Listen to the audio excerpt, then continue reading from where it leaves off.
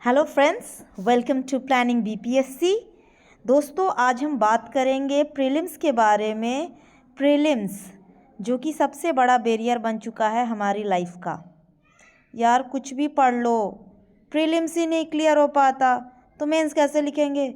BPSC and UPSC का prelims, जैसा कि आपको पता होगा कि बीपीएससी ने 70th का नोटिफिकेशन निकाल दिया। यूपीएससी कहाँ पीछे रहने वाली थी, उसने भी 24 मई को डेट डिपार्टमेंट बता दिया, कैलेंडर जारी कर दिया। नाउ तो फ्रेंड्स, हम ये देखते हैं कि चाहे हमारा प्रीलिम्स बीपीएससी का हो या यूपीएससी का, क्योंकि इस बार 69th बीपीएससी में देखा जाए तो पूरा का पूरा बीपीएससी का जो ट्रेंड है ये यूपीएससी के लेवल पे चला गया है। इसीलिए हम अब प्रीलिम्स में ये नहीं कह सकते कि बीपीएससी का सिलेबस अलग है और यूपीएससी का सिलेबस अलग है। इसीलिए हम दोनों को साथ साथ लेकर चलेंगे। साथ साथ लेकर चलने का मतलब ये है कि कुछ हमारे पास स्पेसिफिक जो हैं वो सब्जेक्ट्स हैं, और वो सब्जेक्ट्स जो हैं वो दोनों के लिए पढ़ने होते हैं।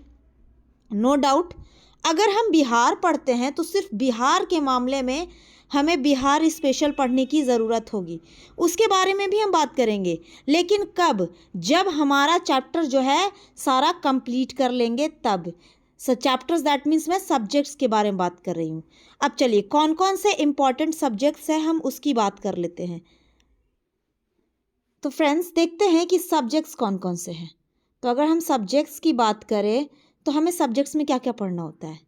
History, geography, polity, economy,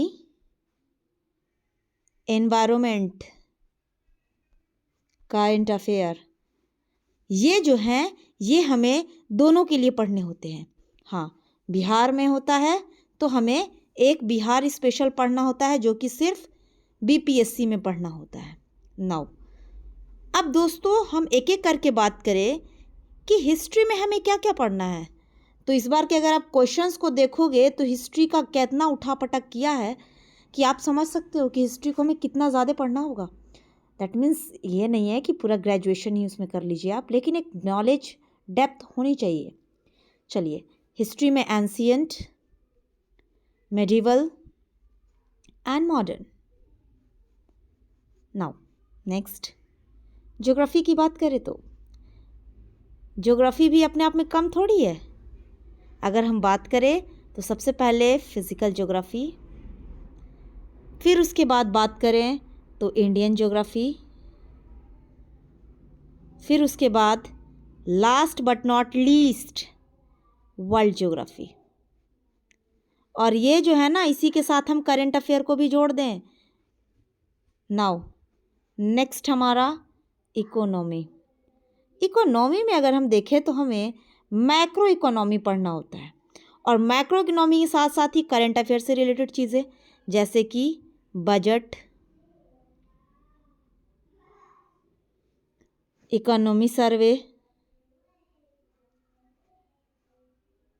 now then बात करें एनवायरमेंट। फ्रेंड्स, इसे तो बिल्कुल नेगलेक्ट नहीं कर सकते, क्योंकि यूपीएससी हो चाहे बीपीएससी इस पर बहुत ज़्यादा फोकस की हुई है, क्योंकि हमारा इतना ज़्यादा एनवायरनमेंट ख़राब हो चुका है कि उन्हें हर चीज़ का अब उन्हें जवाब चाहिए।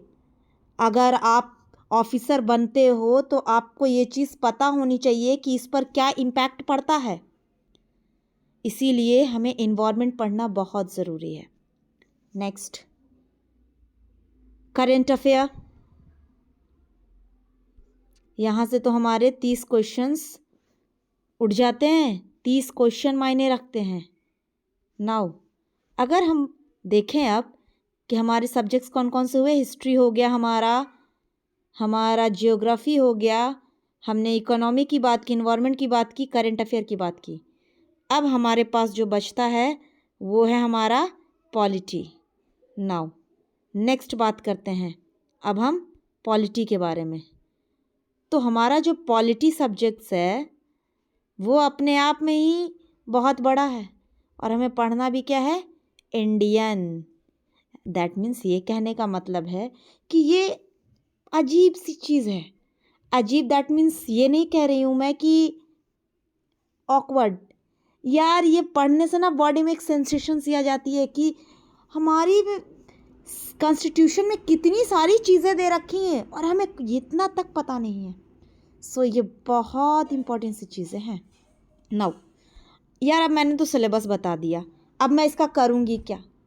फ्रेंड्स, मुझे ये सारे बताने का मतलब ये था कि मैं आपको ये बताना चाहती हूँ कि यार यूट्यूब हो और चाहे कोई भी सोशल मीडिया, आपने देखा होगा कि आपको बताया जाता है 60 डेज़ का strategy, 100 days strategy, 100 plus score marks कर लें सिर्फ 30 दिनों में, 60 दिनों में, और मात्र एक वीडियो देकर और छोड़ दिया जाता है। यार एक दिन का मोटिवेशन और उसके बाद ख़त्म, डीमोटिवेट हो जाओगे। कंसंट्रेशन कहाँ रहेगा? कंसंट्रेशन भी तो कोई चीज़ है कि नहीं है? कंसंट्रेशन।